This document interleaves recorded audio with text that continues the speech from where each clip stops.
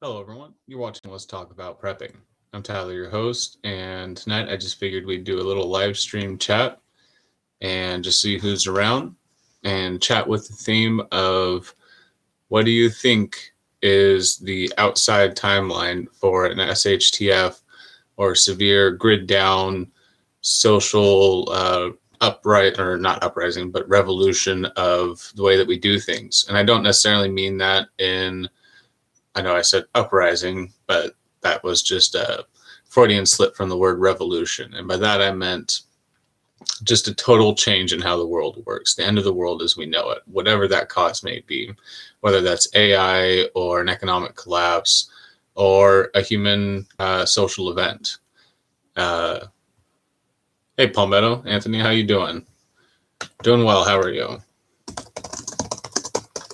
Just figured we'd chat a little bit. I was stumbling over my words for a minute there, but just chatting about what people think is the outside timeline for some major event happening. And I'm talking about something where it's pretty unarguable that that is a world-changing event for a lot of people. Let's peg that low end, at least 9/11 level. You look at the vast changes that have happened in the world since 9/11, the Patriot Act, just the way that it has affected nearly every person in the world in one way or another because of the reactions to it. We're talking about something like that, and probably something even bigger, because that really wasn't an SHTF for everybody. Those are the kinds of things that we talk about in this community. And I think that if we're going to keep talking about SHTFs and major calamities, we need to start looking at them like they're going to happen within a certain period of time and preparing like that, or stop kidding ourselves that that's what we're preparing for and really start focusing on the stuff that's much more likely to happen, like hurricanes, things like that. Maybe even starting to help people who are going through things like that, because there's no point in just sitting here preparing for some eventual thing if people are dying around us from the everyday things.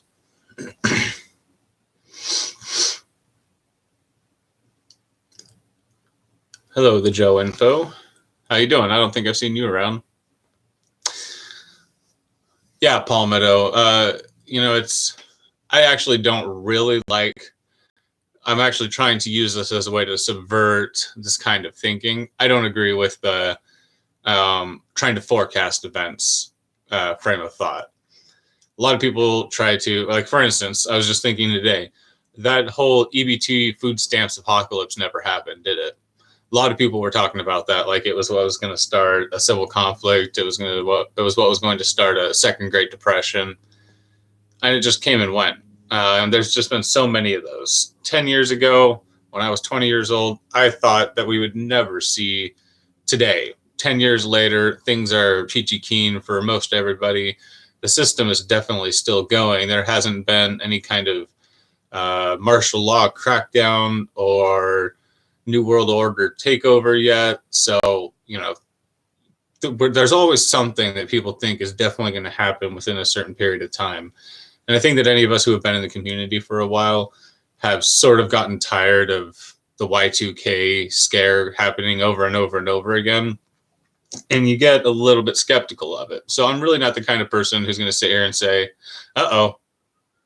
we have Canadian invasion going on. We always thought the UN would come in through Canada, and it's true. And Hoople's cat is leading the charge. Glad you were able to drop in there, Hooples. So yeah, exactly what Palmetto says. Hey, Angela, how you doing?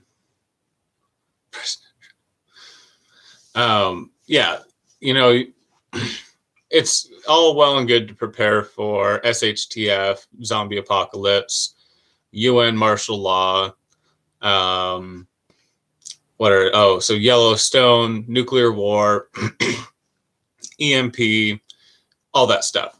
It's fun. But in all reality, it keeps on not happening. So yeah, it's the preppers' bread and circuses. It's the headline. It's what keeps us all interested. But meanwhile, health things happen, and we don't have enough money to get us by. stuff like that. But at the same time, I think that it is good to have a deadline, have a ticking clock going on for some of the stuff that we do to keep us from falling into a rut where this is just sort of our form of entertainment. I think that it's important to set goals to make this either a hobby for yourself or a serious endeavor.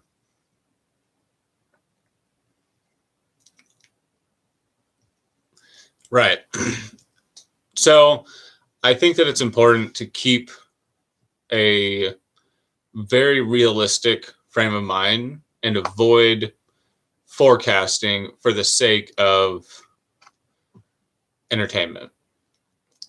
And I think that it's good to set timelines for the things that we do. For instance, if you plan on moving out to the country from the city and that's just something that you want to do with your life, setting up a 5-year plan is beneficial, whether you're doing it because you think the society will collapse after 5 years, or just because it's a good way to get yourself to get moving on your goals and not get stuck where you are in life. So it's a mixed bag for me. And then you have plenty of things that are really happening here in the real world, like what Hooples is talking about, that really give us good reason to want to set some real goals, some real guidelines for what we need to pay attention for over the next few years. What Hooples is saying is that sometime between 2022 and 2026, we will see a social failure due to famine. There are multiple real world things that are coming down the pipeline or that we're holding off that are going to affect us at some time. There are social cycles that are just a part of human nature and economic nature, and just different things that are definitely going to happen. But they're not exactly the major SHTFs, although they'll feel like it for many of us. My definition of an SHTF is something like nuclear war or a zombie apocalypse, something where at least 50% of the population is going to die. At least 70% of the population is going to die. A World War III without total nuclear war, just a repeat of World War II, while a catastrophic world event, may not be an SHTF in so much as a lot of people at home continued with their everyday lives during World War II.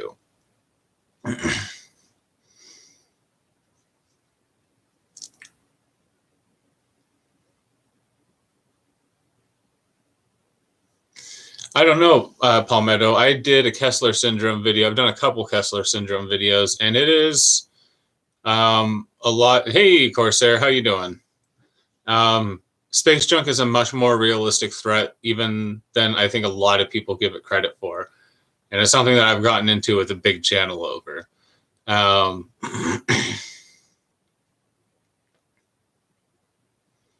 agree with that on YouTube as well. But no, Palmetto, I believe, for one thing, I believe that most any country with a satellite up there also has the ability to they've put up orbital denial satellites as well. Most satellites can double as an orbital denial weapon, basically. But it is true. What I'm sort of leaning towards what Dad on YouTube says, that if there isn't a major event that kicks off a chain reaction that leads to some kind of collapse, what we're looking at is austerity.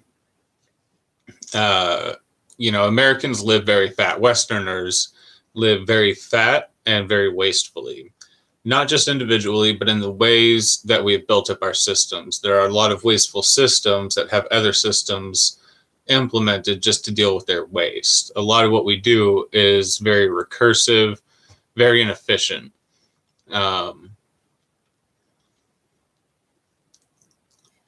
And while the world could easily house over 12 billion people comfortably, it could not do it if they all lived the way that Americans do, or just any Westerner does. So we're going to have to find some balance where you don't have billion or a couple billion people living fat, and then everybody else living very thin. And you don't necessarily all come up to the level of living as fat as some people do. But there is a better than middle balance where everybody could be if we simply got it all down and don't kick off some kind of major collapse situation along the way. Trade wars, economic situations, whether they're just natural consequences of our economic system that the world has or human factors, those are definitely one of the main things that are going to kick off anything ugly. I mean, I have often talked about history and how it has a lot of bearing upon what will happen. Now, in the prepping community, we often use that as just pointing back to the past and saying it could happen again. But that's really not a joke. It's really not just a simple excuse for why people should prepare. You look at history, it was more a matter of just bad things happening and trying to avoid them than 100 years of good times and then some bad times in between. If you look at the way that agriculture worked, that industry worked, there was just always some kind of collapse happening somewhere that was causing whole regions, countries, or continents a whole lot of hardship all at the same time. History is more or less just a long story of hardships and catastrophes with people acting like that's not what's happening all around them all the time. We truly do live in a period of time where we've just sort of walled ourselves off from all of the catastrophes and hardships that humanity pretty much lived with constantly all the time in the past. And we're so fooled by how nice things are right now that we don't realize the walls around us are holding back a giant flood of just very bad times. Hey, Reed, how you doing?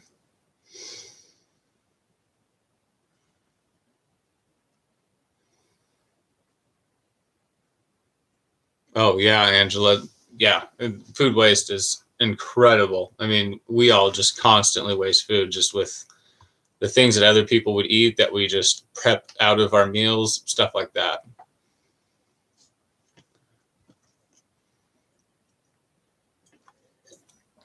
Hey, Prepper's daughter, how you doing today?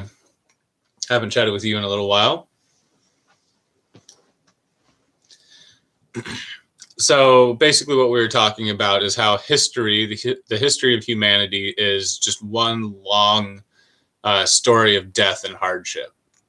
A lot of people, maybe not preppers, but just people in general have this sort of idealized idea of the past, you know, sort of a Victorian era, everybody walking around with parasols, everything was great. But in reality, it was very stinky, very disease-ridden, very uncomfortable place. You know, wooden teeth are not very comfortable.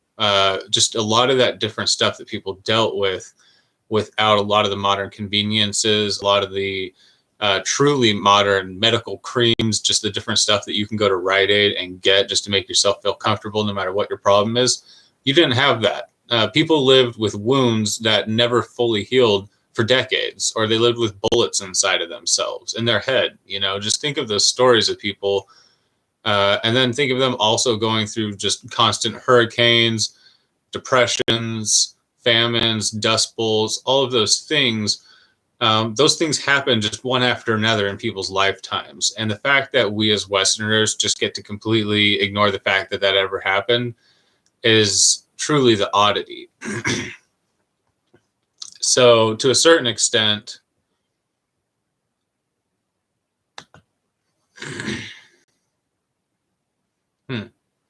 trying to catch up on what you guys are talking about here.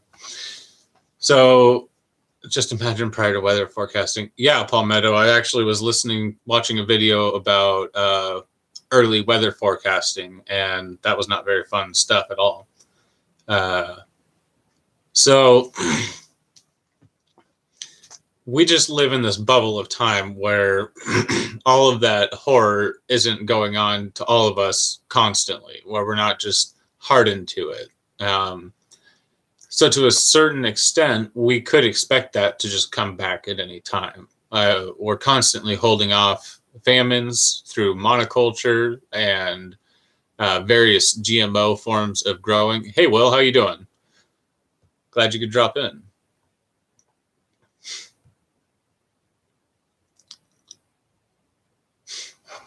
You guys are funny. So yeah, all of those hardships and challenges of the past could just come pouring back in on us at any time. We've got things like the bananas that are food crops that are susceptible to disease, fungus, wiping them all out at any given time.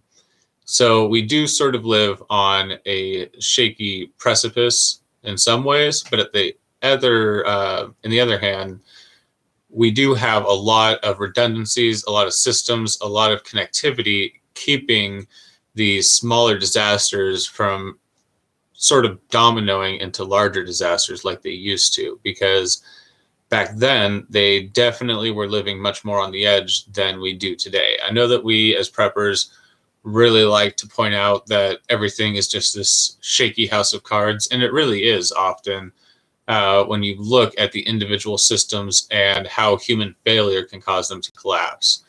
But on the whole, the world is much more connected and strong for that nowadays than it ever was before.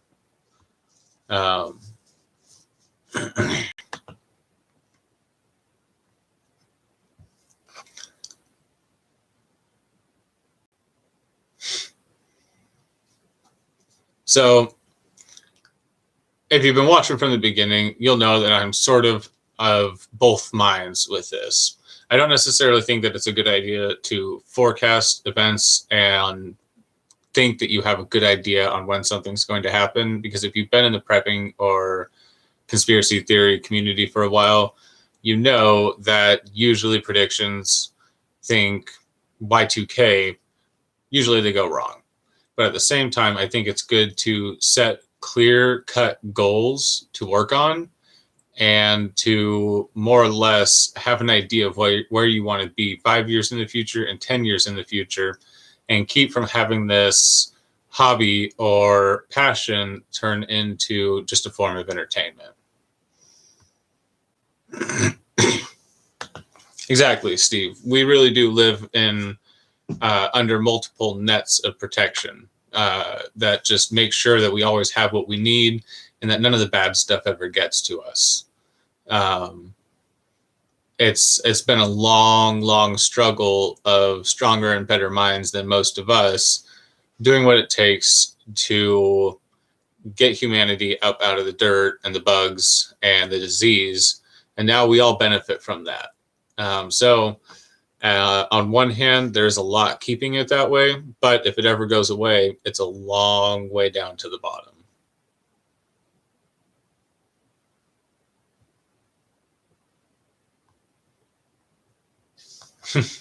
Yeah, I do, Prepper's Daughter. It's been busier than I want it to be lately. I never figured I'd drop my video output as much as I have lately, but it's really bummed me out.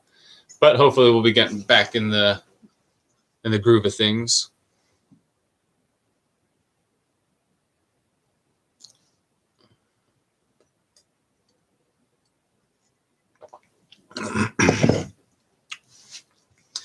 I agree with Palmetto there, and Will, and Dad on YouTube. I think we are in a discrete economic recession right now. I don't know about you guys, most people that I know are essentially as poor as they've ever been. I don't think that it's very different than it was in 2008 right now. You may be able to point at market numbers that say that it's different than 2008, but I think that for the average person, it is very quietly somewhat of a depression right now. I think that myself and most people that I know do not have the money to cover any form of economic financial hardship, like a lot of vehicular trouble or something like that. And I think that if something doesn't change to where there's some kind of advance, whether that's technological or economic, just something changes in the world to where things become more efficient, AI just really helps in a way that doesn't take resources from individuals, then yes, if something doesn't change dramatically, I do see us as a world entering a depression period. And I just think that that's a natural boom bust cycle, completely aside from any crises that we may pay attention to. I also do believe that there are multiple crises and inherently built into the way that we have chosen to do things, the way that we've chosen to grow our crops, stuff like that. The reason that I've chosen to do the banana apocalypse videos as a fictional series is to make it sort of my thing, to point out that there are just so many of these crops that are susceptible to failures because of the way that we grow them. Bananas, and particularly the Cavendish banana, but many different cultivars, are right on the brink of collapsing as a worldwide agricultural product because of a fungus that they're all susceptible to. Potatoes are also on the brink of being threatened by a virus. There's various food crops that we rely on as a species that if a few of them or any single one of the big ones really go into crisis mode, it's going to change the world for the worst in big ways.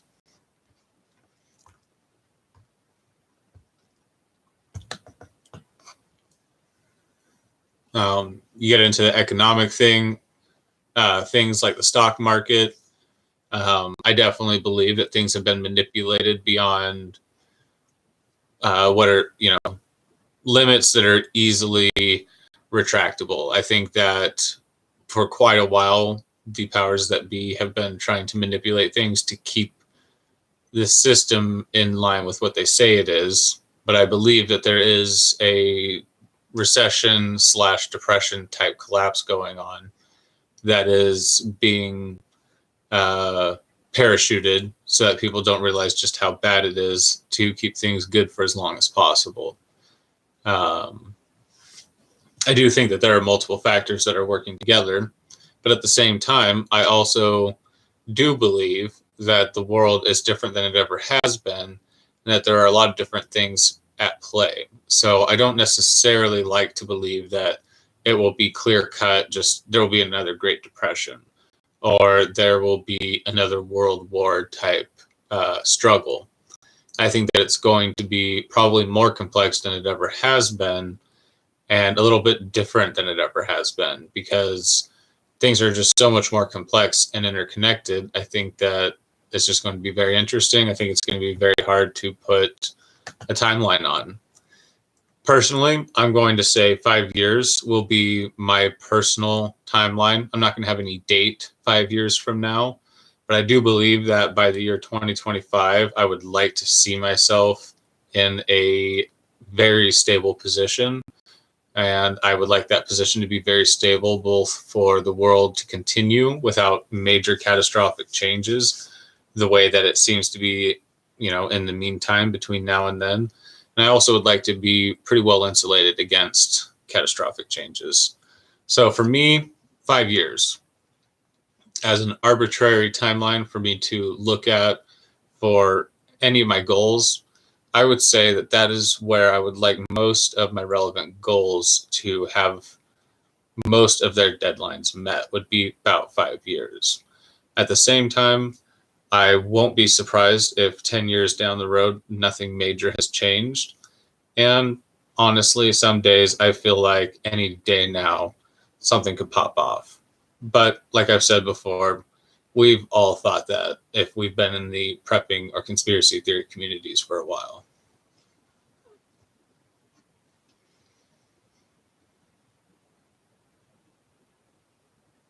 Going to catch up on chat for a second here, guys. So sorry if you're watching the replay.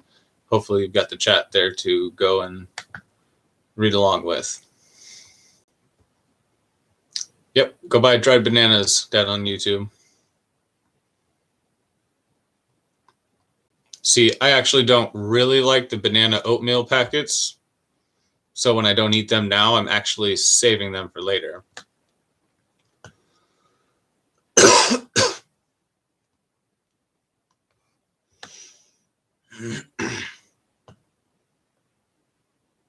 Hey, Modern Refugee, how you doing?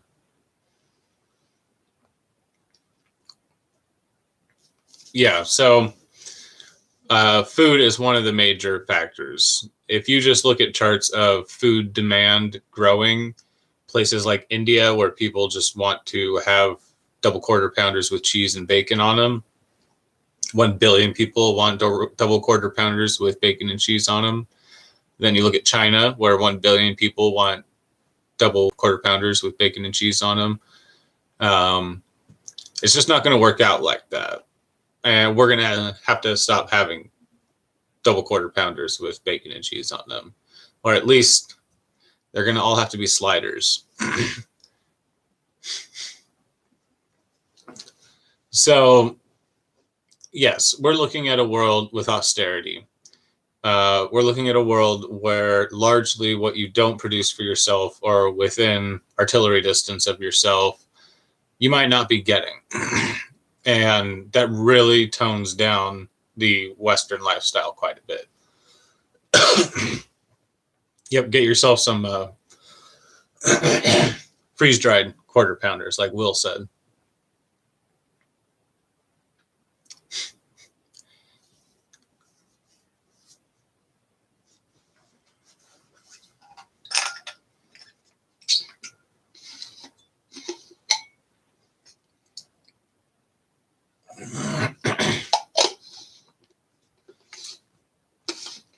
So, Hooples, you can already buy bottled oxygen. They sell it at Walmart and climbing stores, like hiking outfitter stores. Yep. I actually plan on buying one and doing a video where I live off of one for the entire length of the can. They only should last about 2.5 minutes. But if it's good air, should be fine.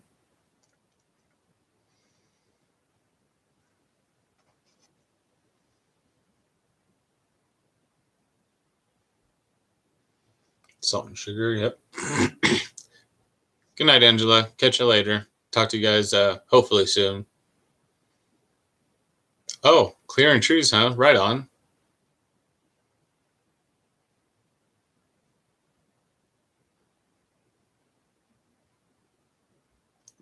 Welding oxygen. Oh, I plan on getting Dizzy killed there, especially towards the end. But actually, if one of those canisters with a mouthpiece of oxygen, or a couple of them, is enough to get you out of a burning building or down a street full of burning tire smoke or something like that, and you don't have a gas mask, like a good actual military gas mask, a little $2 or $3 can of bottled air might not be a horrible option. Yeah, Dad on YouTube. It's oxygen-rich canned air. So they're not selling it for people to go hiking with, but it is supposed to be an extra oxygen energy boost to recover while doing strenuous activity. Use it to clear hangovers. So yes, other side chat conversation. The food situation is ugly. The various different factors that are converging when you look at food crops teetering on the edge of failure, growing demand, diminishing output, the soil collapse threat, everything is just coming together to tell us food is not going to be plentiful forever. Oxygen is great for hangovers. Now, that's one I hadn't heard. That's very interesting. I guess it makes sense. Your blood is not doing a very good job. 8 to 10 years if we don't change.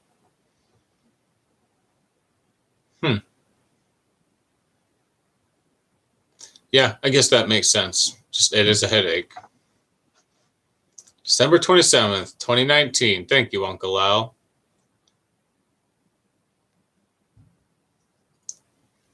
Leaves and a tarp trick. Nice. Nice, Dad on YouTube. So yeah, I mean, definitely growing stuff, having your own food production, or living somewhere where food production is going on and isn't threatened by weather, pretty important. Hey, Slipping Freedoms, how you doing?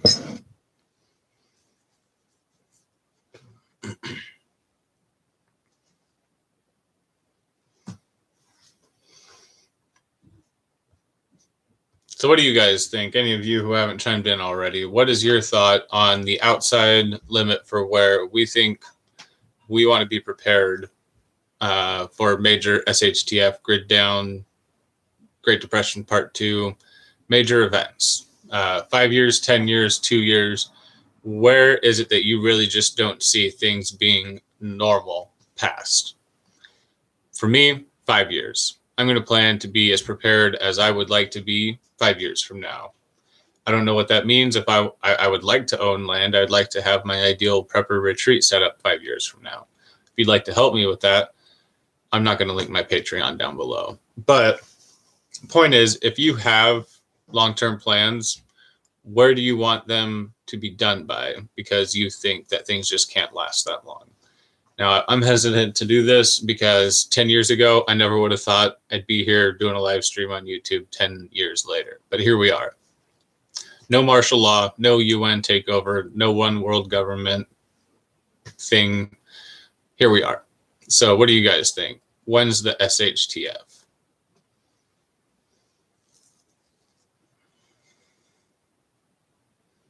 Vodka should come with an oxygen bottle. 2 years for hooples.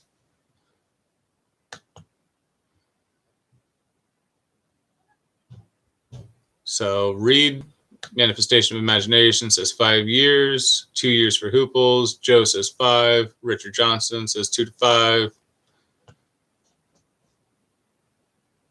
In the 80s, no one expected to see 2000s. Yep, very true. Uncle Al's been ready, doesn't matter. Yeah, Reed, let's do it. You're going to have to come up here. Sorry. I like being somewhere where I can do something about the weather. That's why I like the cold. The most that it ever gets, I think it maybe hits 100 once a year here. One day, couple days, few days.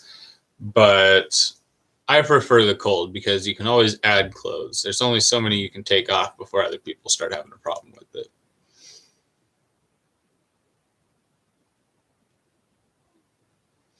Exactly what Prepper's daughter says. If you're living right, then it doesn't really matter when it happens. You're already doing your best to be as prepared as you can be. Ideally, it'll be a lifestyle and not a hobby or just something that you're trying to take care of in the background. The ideal prepper is someone who lives a lifestyle that is sustainable and has as few inputs and wastes as they can manage.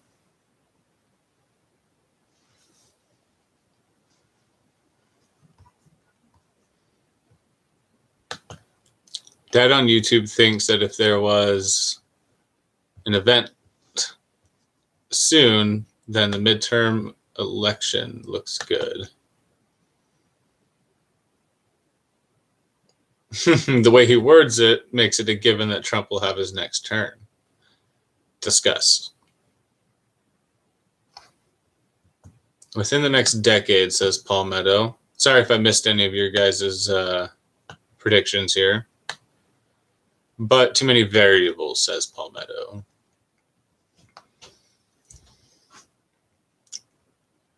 Yeah, I can't imagine living through the Cold War. I was born in '89, so you guys can pretty much thank me for ending the Cold War. But I can't imagine living every day, like truly during like the height of it, when everybody was building like little bomb shelters and stuff, really expecting to see the bombs falling any minute now. I mean, I live every day sort of expecting the lights to go out and the EMP to go off, but yep, them Cold War days was a different time.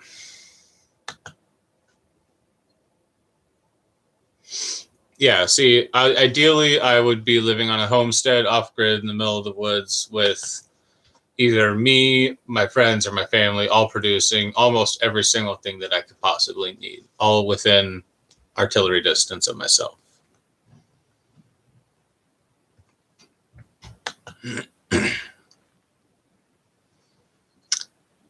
Yes, prepper's daughter. I don't think that I could ever really live away from my mountains. I grew up in Texas, but I don't really remember a lot of the terrain well enough to really miss anything besides mountainous terrain. Just driving through southern Idaho and into Utah or those areas, the flat forever, I don't like it. Don't like it at all. I mean, I can understand it, the big wide open skies, but I like dense terrain. I like knowing that there is just craggy ravines and hills and everything in every distance, every direction. Good night, Dad on YouTube. You have a good one. Glad you could drop in. Thanks for being here.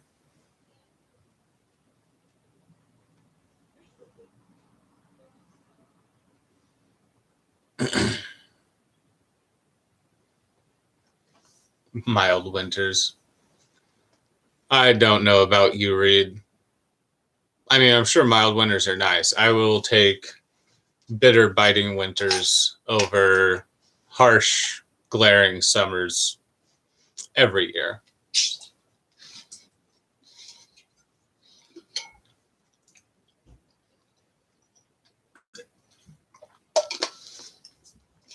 But yeah,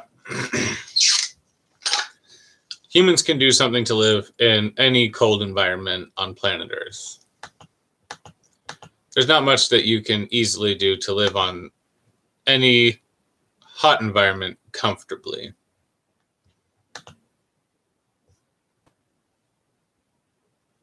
Exactly, modern refugee.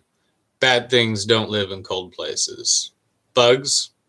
No bad bugs here. The only thing that I have to worry about stinging me here is honeybees and yellow jackets, to be honest. There are some spiders that bite, black widows and things like that, but that's about the most dangerous spider here, brown recluse. But even, they're scaredy cats. Plants, poison ivy, poison oak. I don't think we really even get much nettle around here. Bears, but they leave you alone if you're scary enough guy. And just not that many tropical diseases up here. Not that many mosquito diseases up here. The most invasive threat comes from Canadians, actually, to tell you the truth. Yeah, chiggers. Yeah, you see, you guys down in the South have so many things that are just not pleasant. Not pleasant at all. Joe's leaving. Have a good night, Joe. Nice to meet you. Thanks for dropping in.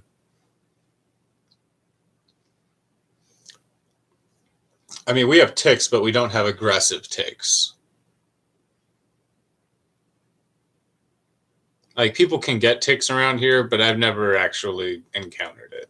So there are a lot of those things that are not, you don't have to worry about if you're willing to drive in the snow and on the ice, which that kills people, but it doesn't kill nearly as many people as bug diseases do. And it's something that you can do something about using skill and equipment. Yeah, cities do kill bugs. They gas for them. They do all kinds of stuff to keep the bugs back. I can't imagine living in a city after the waste disposal services have failed and the pesticide services have failed. It will be rampant.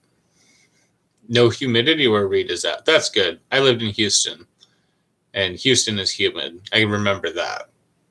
And I almost got killed by a water moccasin, a cottonmouth. So I'm glad that there are not a lot. I don't think that there are any venomous snakes up here. Maybe one or two, like just period, one or two snakes in all of the state. I don't know. But no. Just in my backyard as a young toddler, just hanging out, water moccasin. The only reason I'm still alive is because we had a dog that alerted us to it. I'm in Idaho, modern refugee. Arguably the best state in the Union. Well, in the United States.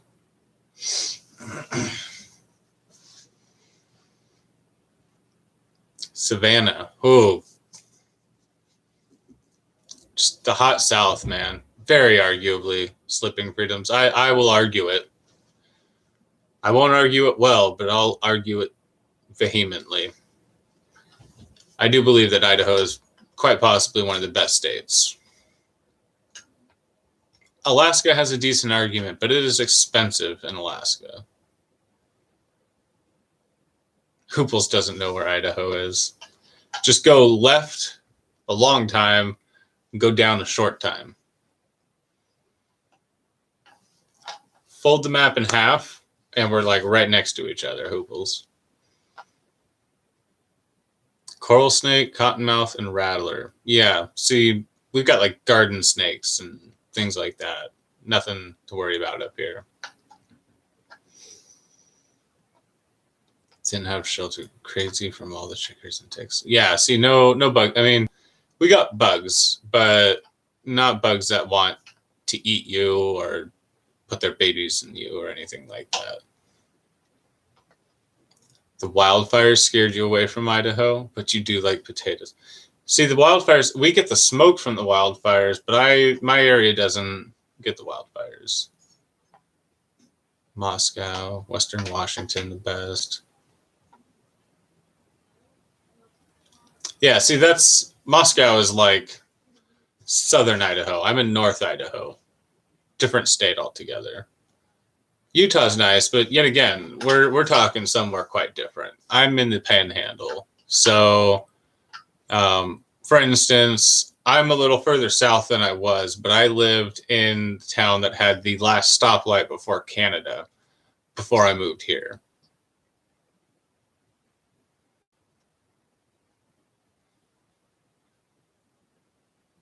So way up in the Panhandle, near Western Washington, Eastern Washington. Darn it, Will.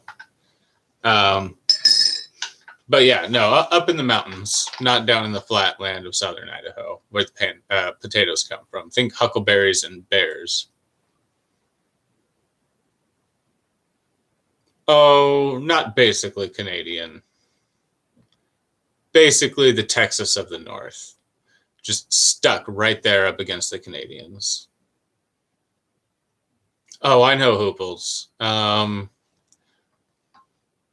The border counties know which bridges they're going to get rid of whenever they need to.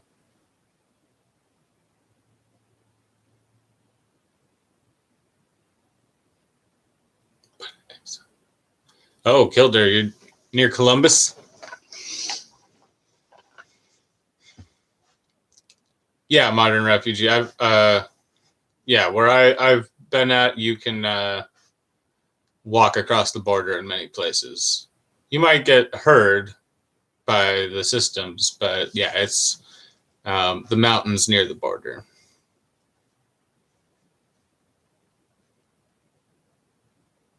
Yeah, in the border counties, in the boundary counties, there are coherent groups of people who have coherent plans for what they'll be doing whenever stuff happens. Let's get out. Let's get out of here, eh? Yes, definitely. Let's grab all the milk and get out of here. Canadians like to send their milk down here and then come buy it because it's cheaper after they've shipped it to us.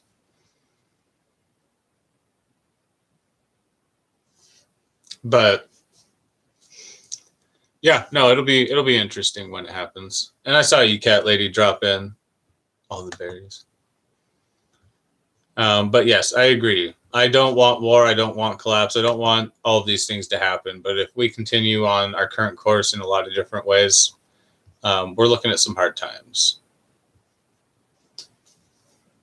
Missouri, Lake of the Ozarks. Right on, Kildare. Toilet paper. Yes. Store up the toilet paper.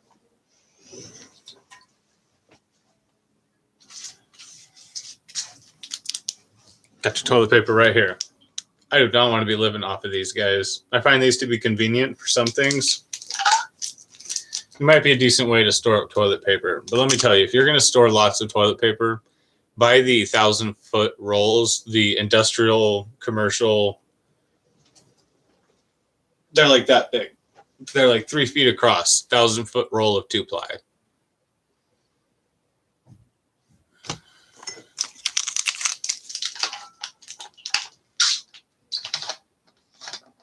Or linen squares, like Hoopel says. I actually do. I save all clothes, all cloth, all torn jeans, all T-shirts, sweatshirts, everything.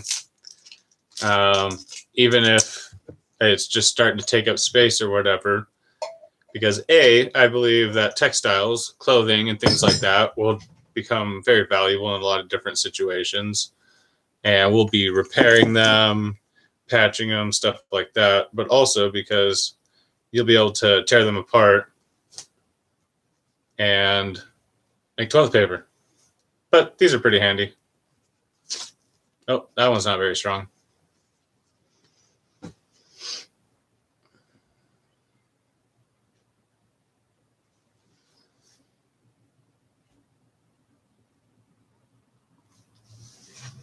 Not in the city except for work.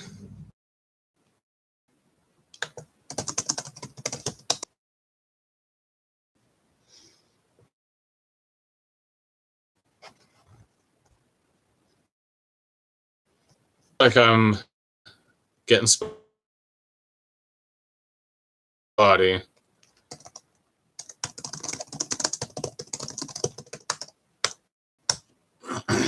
All right, cool. That might just be family watching things. Very good.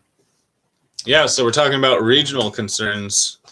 Hooples is near Toronto, so they're talking about nuclear reactors near him. I have an Air Force base. I don't think I have very many nuclear reactors I need to be worried about. The Air Force base might be a nuclear target.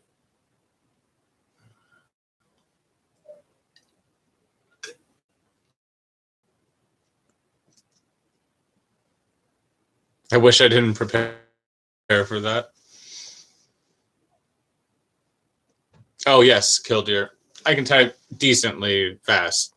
My skills were honed playing on stick.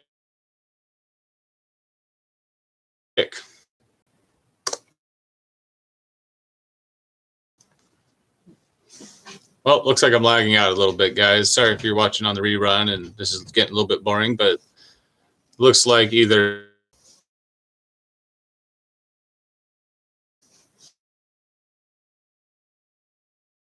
blown. It's definitely one of the tactics that they like to talk about.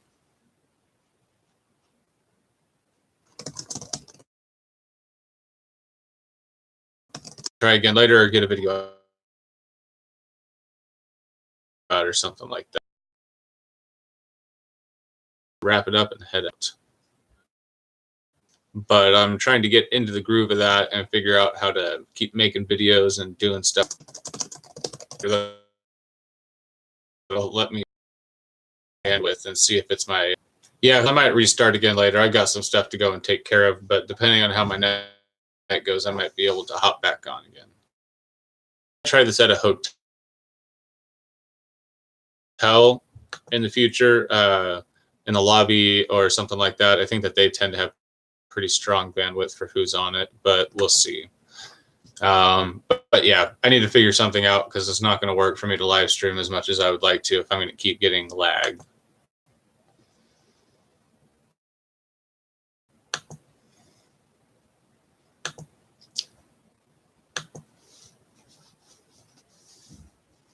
So and getting back into work tomorrow evening.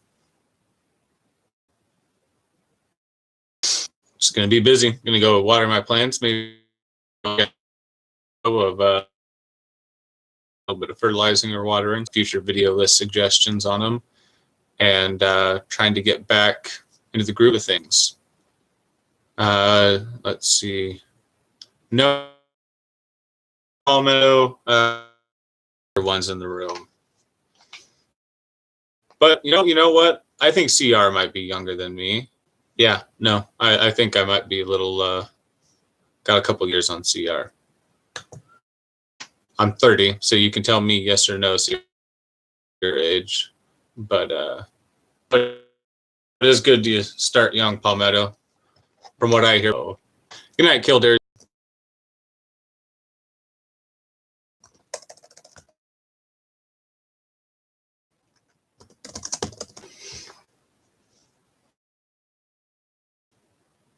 Yeah, CR. I actually about just doing a podcast.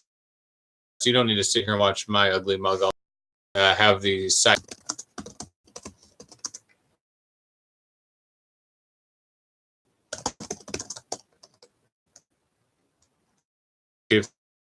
Thanks for dropping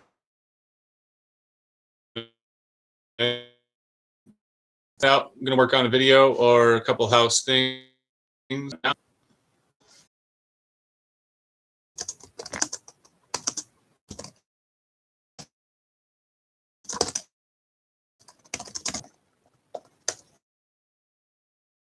Uncle Al.